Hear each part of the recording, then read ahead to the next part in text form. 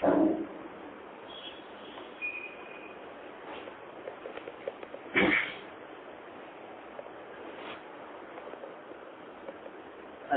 لله رب العالمين والصلاة والسلام على رسوله النبي الكريم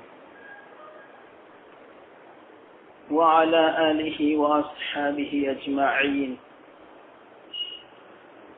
أما بعد فأعوذ بالله من الشيطان الرجيم بسم الله الرحمن الرحيم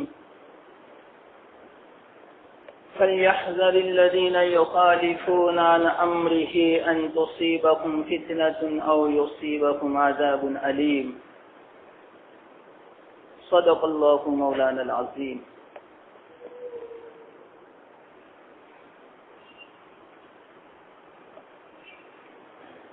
محترم دوستو بزرگو،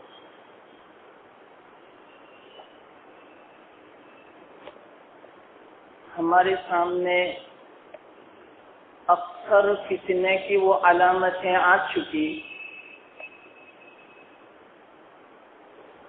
جو آج کل ہم اپنی نظروں سے دیکھ رہے ہیں. اللہ کی فضل سے 5 مہینے سے آج کل کے فتنوں کا بیان ہو رہا ہے، اور بھی بہت سارے ہیں، لیکن جو بڑی بڑی جو علامتیں تھی وہ آپ حضرات کے سامنے میں نے بیان کر دی. اب ایسا ارادہ ہوا کہ وہ میں علامتیں بتلاؤں. کوشش میں یہ کروں گا جتنا مختصر ہو. تو وہ علامتیں انشاءاللہ میں بتلاتا ہوں جس کو بڑی بڑی نشانیاں کہا جاتا ہے. ان نشانیوں کے بعد قیامت کا آنا لازمی یقینی. وہ نشانیاں میں آپ کو مختصر بیان کروں. اور میں کیوں بیان کرتا ہوں اس کی وجہ بھی سن لو.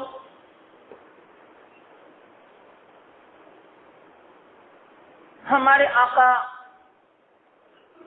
محمد مصطفیٰ صلی اللہ علیہ وسلم نے صحابہ کے سامنے اتنی احادیث بیان فرمائی جس کو تواتر کا درجہ ہے. تواتر کا درجہ اس کا مطلب یہ کہ کوئی انکار نہیں کر سکتا، انکار کرے گا تو وہ کافر سمجھا جائے گا. اتنی احادیث بیان فرمائی. اب آپ حضرات کے سامنے یہ احادیث نہ آوے امت کے سامنے، واقعتاً بڑے افسوس کی بات سمجھی جاوے. جب ہمارا مضمون چل پڑا ہے فتنے کے بارے میں تو ارادہ ہوا کہ اس کو بھی بیان کر دیا جاوے کہ ہر مسلمان کو اتنا جاننا تو ضروری ہے کہ انشاءاللہ اللہ تعالیٰ مجھے توفیق عطا فرماوے. اگر میں آج 4 علامتیں بیان کروں تو یوں سمجھنا کم از کم انشاءاللہ 100 احادیث کا خلاصہ ہوگا. میں پوری لمبی حدیث نہیں بیان کروں گا، صرف خلاصہ مختصر باتیں، لگ بھگ 100 حدیثوں کا خلاصہ ہوگا انشاءاللہ.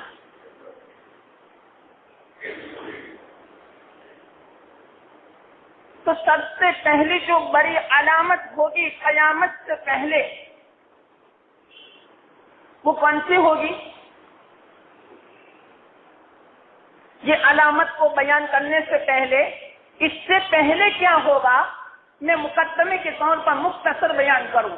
اس کے بارے میں بھی حدیث ہے. اللہ کے رسول صلی اللہ علیہ وسلم نے ارشاد فرمایا اس دنیا میں 5 جنگیں عظیم ہوگی جس کو ہم گجراتی میں وشو یدھ بولتے ہیں. 5 ہوگی 5. اور یوں فرمایا 2 तो अगली उम्मतों में हो चुकी, तो इस उम्मत में 3 बाकी है। बाज़ उलमा यूं बयान फरमाते हैं 3 में से 2 हो चुकी। यकीन के साथ नहीं कह सकते, बल्कि बाज़ उलमा ने फरमाया कि शायद 3 में से 2 हो चुकी। और वो कौन सी आप हजरात को मालूम है? 1914 से 1918 तक जो हुई जंग, इसको बोलते हैं जंग अजीम। और दूसरी जंग हुई 1939 39 से 45 तक, 6 साल तक मुसलसल इस दुनिया में जंग अजीम हुई। तो 2 हो चुकी, 1 बाकी है।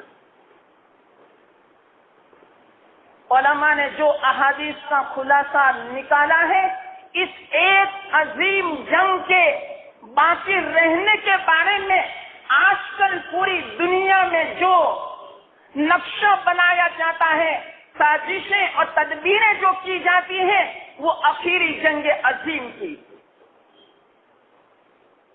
लंबा चौड़ा नक्शा है। सिर्फ मैं ये नक्शा आप हजरात के सामने अभी मैं खींचूं, आधा घंटा हो जाए, बस मैंने सिर्फ इशारा कर दिया। तो तीसरी जंग अजीम बाकी है। तीसरी जंग अजीम शुरू होगी कि अल्लाह ताला इमाम मेहदी अलैहिस्सलातु वस्सलाम को दुनिया में जाहिर फरमा देंगे। बिल्कुल तैयारी है, यूं समझो। और ये कैसे होगी?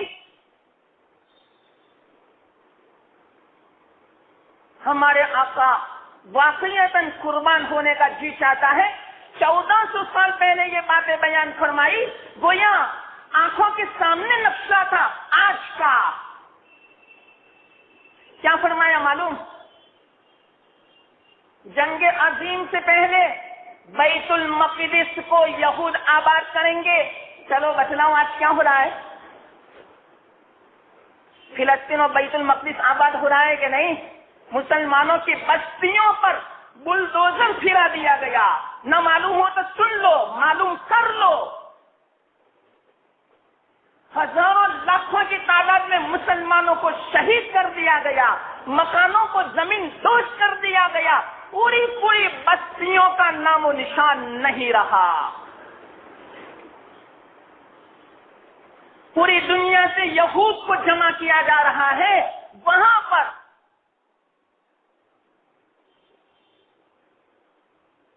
मुसलमानों की चीजों को हलाक कर दिया जाता है। नई नई दुल्हनों की अभी मेहंदी सूखने नहीं पाई कि सुहाग लुट लिया गया। बच्चे यतीम कर दिए गए, औरतें बेवा कर दी गई। अब फिलिस्तीन के मुसलमानों का गुजरान, ये जो अंजीर जो आता है और जैतून जो आता है, उस दरख्तों के ऊपर है। इन दरख्तों को जमीन से उखाड़ दिया गया। मुसलमान वहां के एक एक रोटी के छापे हैं वहां पर। आज के मैं हालात बतलाता हूं, ये मामूली हालात मत समझो। और मैं क्यों बतलाता हूं? क्यों? ताकि हमें एहसास पैदा हो।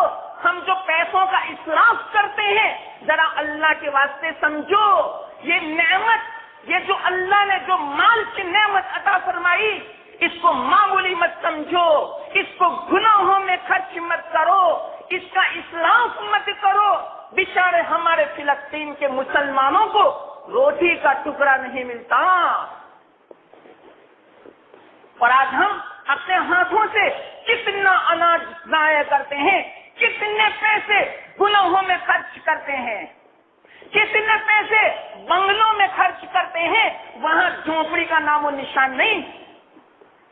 1000 रुपये हो तो बहुत खुश हो जाते हैं कि एक झोपड़ी हमारी बन जाएगी, और यहाँ आजकल करोड़ों रुपयों के बंगले तैयार होते हैं और कोई एहसास नहीं, और ऊपर से अल्लाह का शुक्र भी नहीं। ये बड़ी ताज्जुब की बात है। और गुनाहों में हम पैसों को खर्च करते हैं, शादियों में। या अल्लाह, किस اتنا پیسہ خرچ کرتے ہیں کھانے کا نہیں ملتا، اور ہم یہاں شادیوں میں اتنا کھانا ضائع بھی کرتے ہیں کہ بس پوچھو مت، دعا کرو کہ اللہ ہماری پکڑ نہ فرماوے، کہیں یہ نعمت ہم سے چھین نہ لے، یاد رکھنا۔ میں صحیح بات بتلاتا ہوں، چاہے آپ کو بری لگے، لیکن انشاءاللہ تم کل قیامت کے دن مجھے خیر خواہ سمجھو گے کہ وہ مولوی برابر کہتا تھا، لیکن اب کیا، اب سمجھ سے باہر ہو گیا وقت، اس لیے ابھی بھی سنبھل جاؤ۔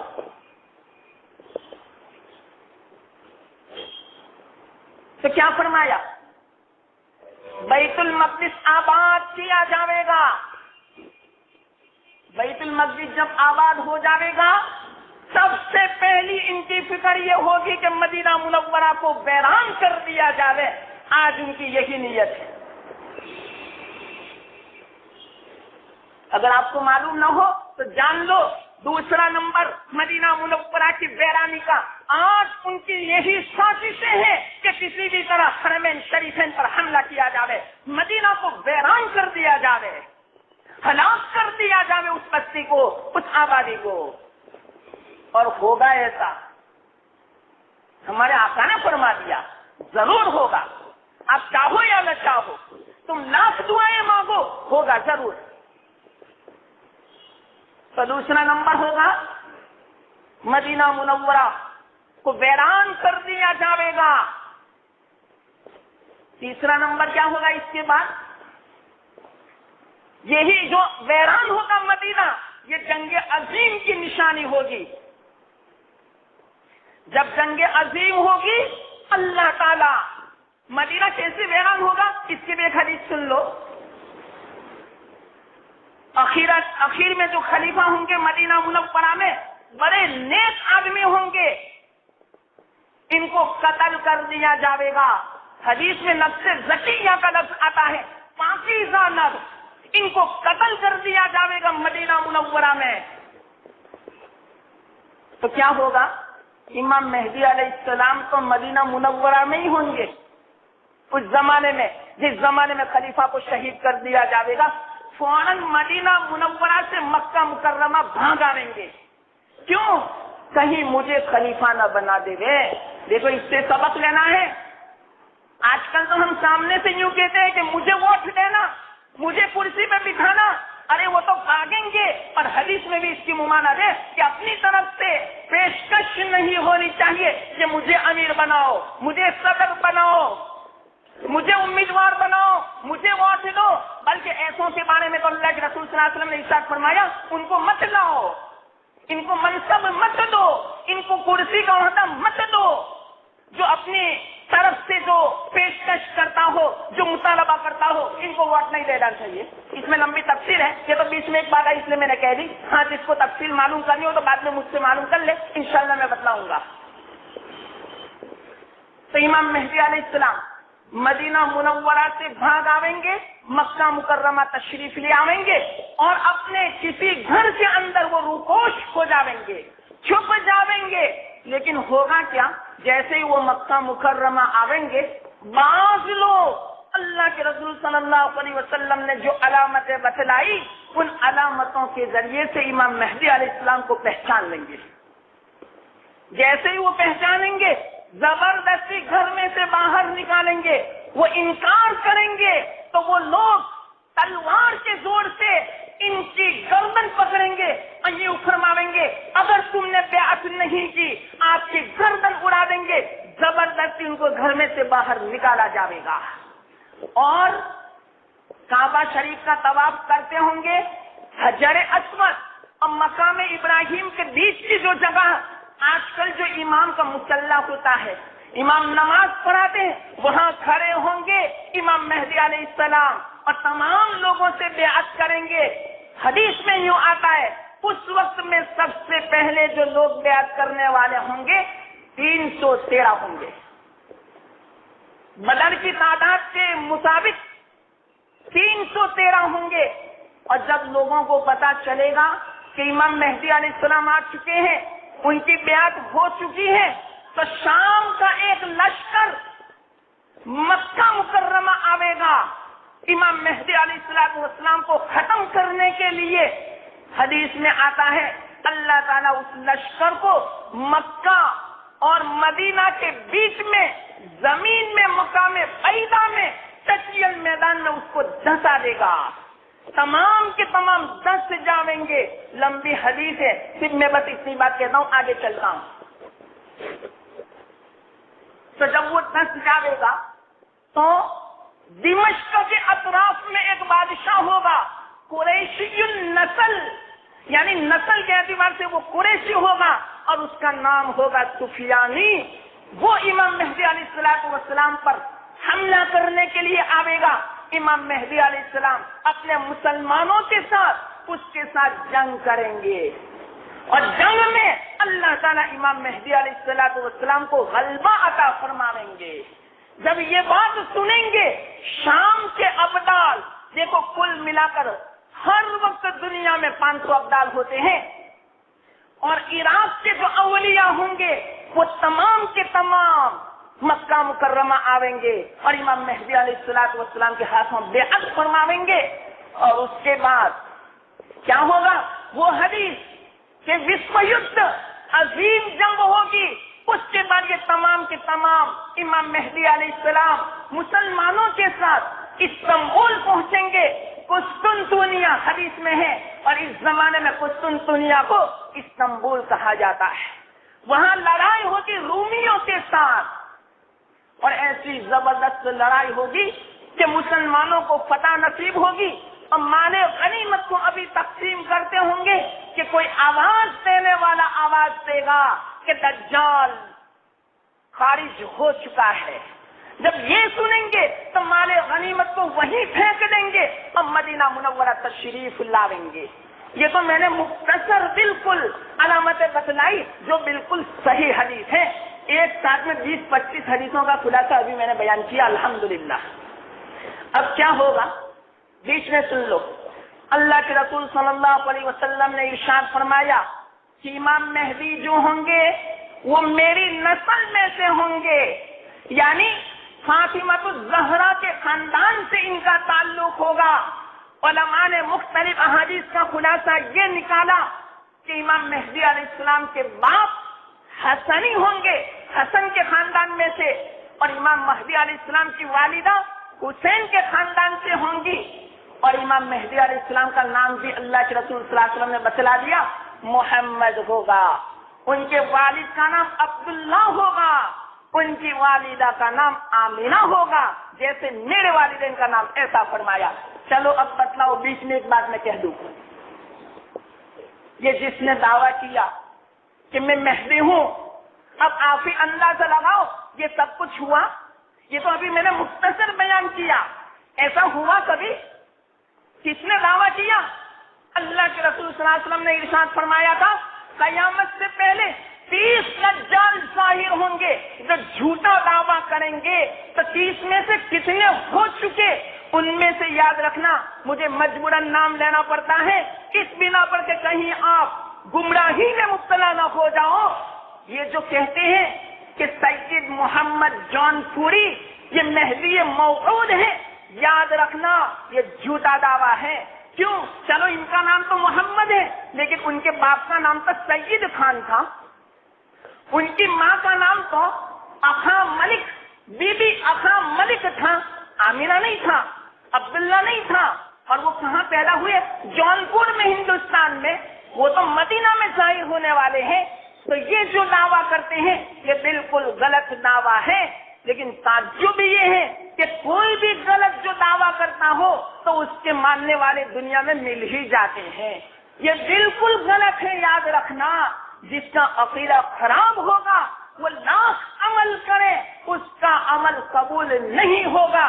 جو محمد جون پوری کو مہدی موعود سمجھے گا اس کا عقیدہ غلط ہے، اس کا کوئی عمل قابل قبول نہیں ہوگا۔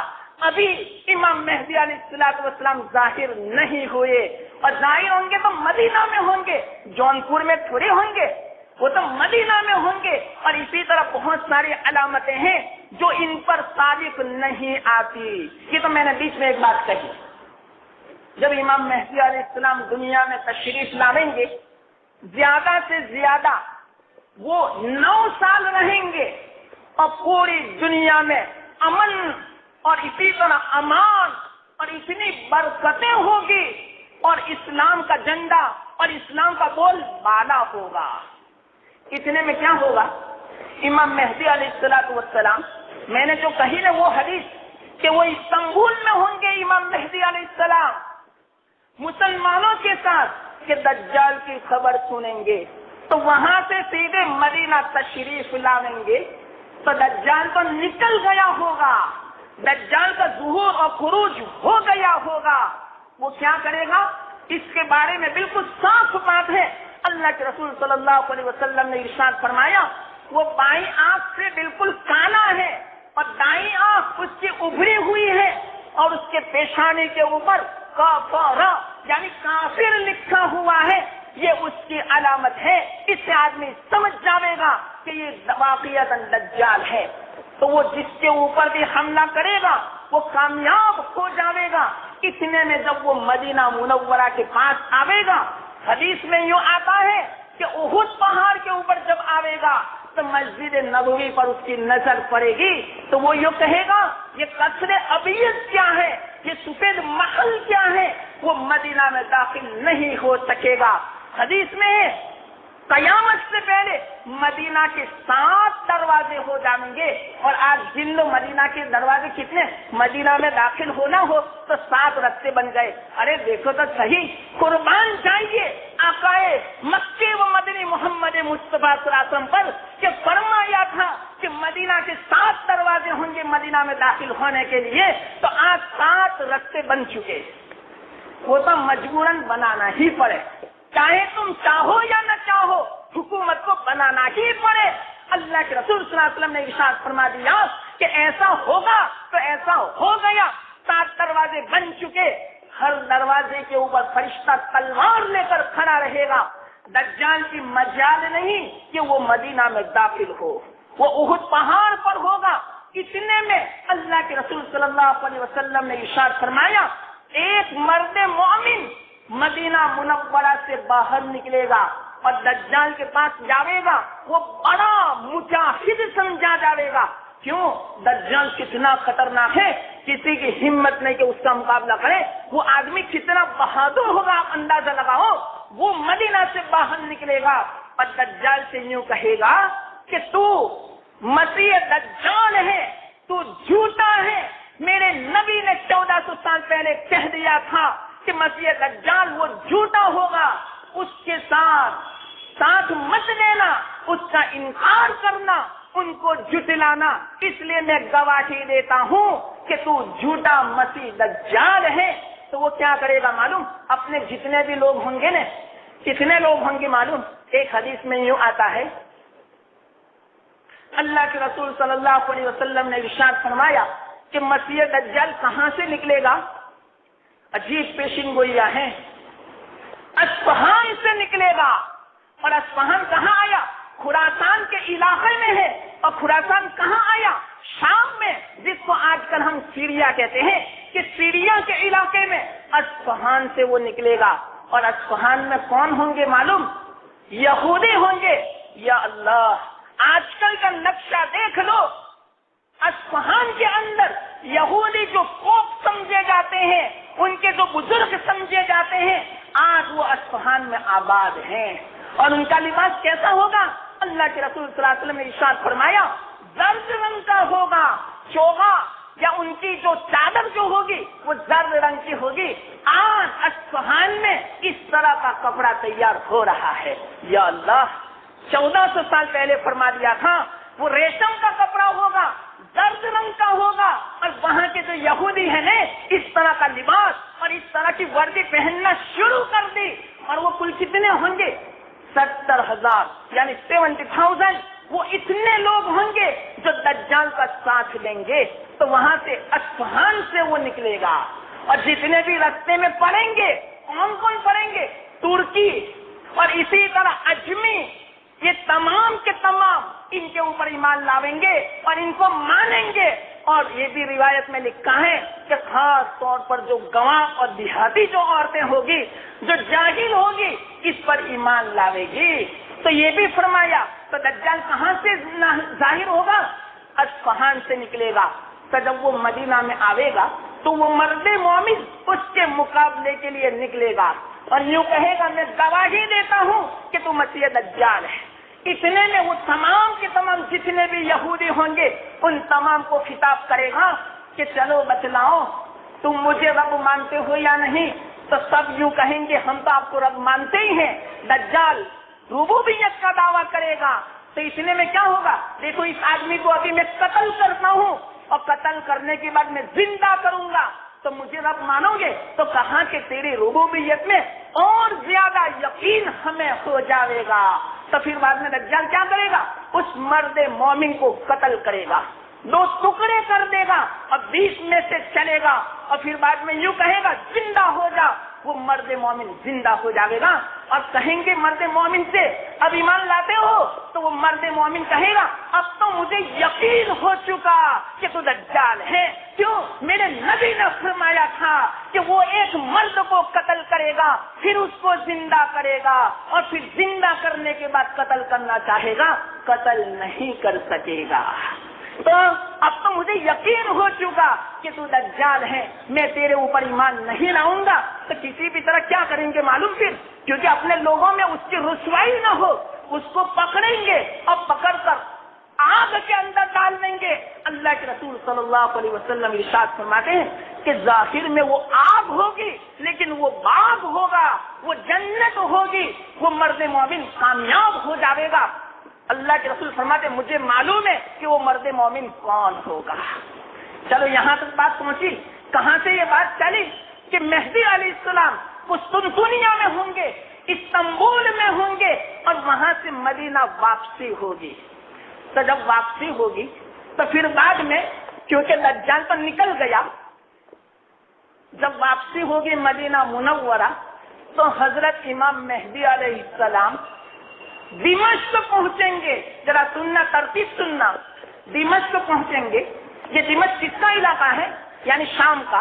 تو دمشق پہنچیں گے اور رات کا وقت ہوگا اور فجر کی نماز پڑھانے کے لیے مصلی پر ابھی پہنچے ہی ہوں گے اور تکبیر کہہ دی گئی ہوگی، یعنی یہ جو تکبیر اقامت کی جو کہی جاتی ہے نا وہ کہہ دی گئی ہوگی کہ اتنے میں آواز بڑھتا ہوگی کہ کوئی آدمی باہر سے آیا ہوا ہے کوئی نیا، تو اتنے میں ابھی نماز کھڑی نہیں ہوگی، تمام لوگ دیکھیں گے تو حضرت عیسیٰ علیہ السلام آ رہے ہیں۔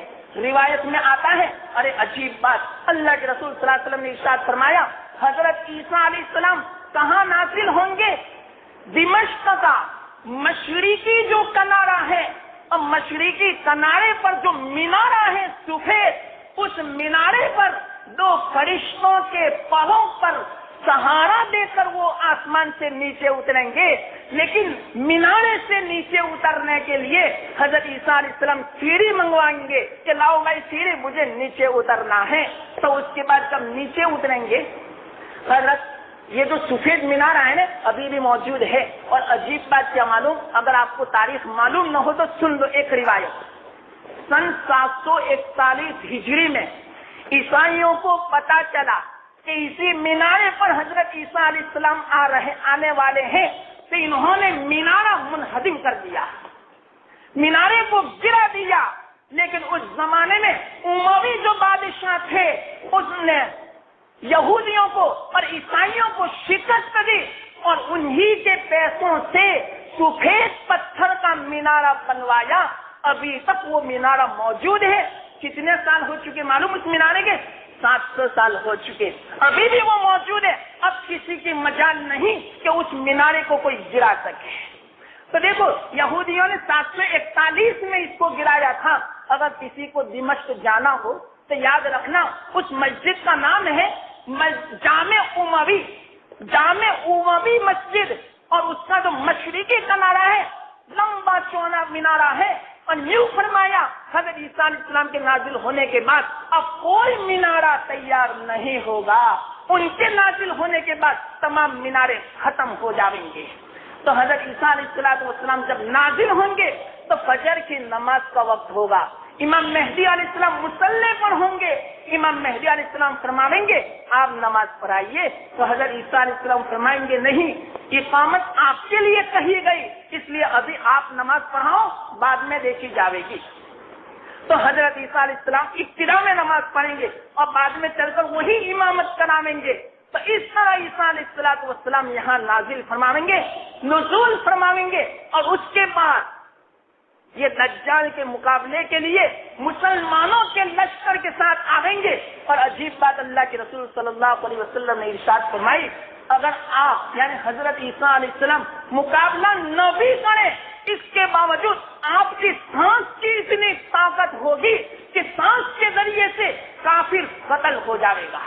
اور سانس کہاں پہنچے گی معلوم؟ حضرت عیسیٰ علیہ السلام کی روایتوں میں آتا ہے، تا حد نظر، ہماری نظر جہاں تک پہنچتی ہے وہاں تک ان کی سانس پہنچے گی، اور راستے میں جتنے بھی کافر ہوں گے بغیر قتل کیے خود بخود مر جائیں گے۔ اتنی زبردست ان کی سانس ہوگی حضرت عیسیٰ علیہ السلام کی۔ تو وہاں سے جب مدینہ آ رہے ہوں گے تو دجال کو پتا چلے گا، تو وہ سیدھا شام چلا جائے گا، اور شام میں ایک علاقہ ہے، ابھی بھی اس دیہات کا نام ہے، انگریزی میں اس کو لتا بولتے ہیں، لیکن روایتوں میں آتا ہے اللہ کے رسول صلی اللہ علیہ وسلم نے ارشاد فرمایا وہ مقام لد ہوگا، یعنی لد، اس مقام پر وہ دجال پہنچ جاوے گا۔ حضرت عیسیٰ علیہ السلام کسی بھی طرح اس کو تلاش کریں گے، اور تلاش کرنے کے بعد مقام لد پہنچ جائیں گے۔ ابھی وہ دیہات موجود ہے، اس دیہات میں جب پہنچیں گے تو جب دجال حضرت عیسیٰ علیہ السلام کو دیکھے گا تو نمک کی طرح وہ پگھل جائے گا، جس طرح نمک پانی میں پگھل جاتا ہے۔ لیکن حضرت عیسیٰ علیہ السلام کیا فرمائیں گے؟ ان کو الٹیمیٹم سنا دیں گے کہ میں تجھے مار ڈالوں گا، قتل کر دوں گا۔ تو وہ اور کانپنے لگے گا، اب فوراً حضرت عیسیٰ علیہ السلام تلوار سے اس کے 2 ٹکڑے کر دیں گے۔ تو اسی طرح دجال کا خاتمہ ہوگا، اور حضرت عیسیٰ علیہ السلام اس دنیا میں حکومت فرمائیں گے۔ امام مہدی علیہ السلام بھی ہوں گے، اور امام مہدی علیہ السلام بہت 9 سال رہیں گے، اور ان کی عمر جب خلیفہ بنائے جائیں گے 40 سال کی ہوگی امام مہدی علیہ السلام کی، تو 49 سال کی عمر میں ان کا انتقال ہوگا۔ اور امام حضرت عیسیٰ علیہ السلام جب دنیا میں تشریف لاویں گے تو ان کی عمر 33 سال کی ہوگی۔ کیوں؟ ان کو آسمان پہ اٹھا جو لیا گیا 33 سال کی عمر میں اٹھا لیا گیا۔ جب دنیا میں تشریف لاویں گے تو 7 سال زندہ رہیں گے، تو کل عمر ان کی 40 سال کی ہوگی، اور 40 سال کے بعد ان کا انتقال ہو جائے گا۔ بہت سارے احادیث کا خلاصہ بیان کیا، بیچ میں بہت ساری باتیں میں نے چھوڑ بھی دی، انشاءاللہ جو باقی ہے اگر اللہ توفیق دے تو آئندہ میں کہوں گا۔ تو یہ وہ نشانیاں ہیں جن کو اللہ کے رسول صلی اللہ علیہ وسلم نے 1400 سال پہلے فرما دیا، اور 100% ایسا ہی ہو کر رہے گا۔ آپ اس سے اندازہ لگاؤ کہ کیسی باتیں بیان فرمائی، واقعتاً قربان ہونے کا جی چاہتا ہے، کسی بات میں شک نہیں، جھوٹ ہونے کا امکان نہیں۔ تو آپ ہی بتلاؤ، جو اللہ کے رسول صلی اللہ علیہ وسلم نے ہمیں تعلیم عطا فرمائی کہ اس تعلیم پر عمل کرو گے تو دنیا میں بھی کامیاب، آخرت میں بھی کامیاب، تو کیوں ہمیں اللہ کے رسول صلی اللہ علیہ وسلم کی تعلیم پر یقین نہیں، ان کی تعلیم پر ہماری زندگی کیوں نہیں؟ ہمیں اس بات کا افسوس ہوتا ہے۔ اس لیے اللہ سے دعا کرنی چاہیے کہ یا اللہ ہمیں ایک سنت کو زندہ کرنے کی توفیق عطا فرما، اور تعلیم جو ہے نبی صلی اللہ علیہ وسلم کی، اس پر یقین نصیب فرما، اور اسی میں ہمیں اپنی زندگی ختم کرنے کی توفیق عطا فرما۔ بقیہ تو باتیں ہیں جو خاص موٹی باتیں، انشاءاللہ اللہ توفیق دے تو آئندہ جمعہ کو کہوں گا۔ وآخر دعوانا ان الحمدللہ رب العالمین۔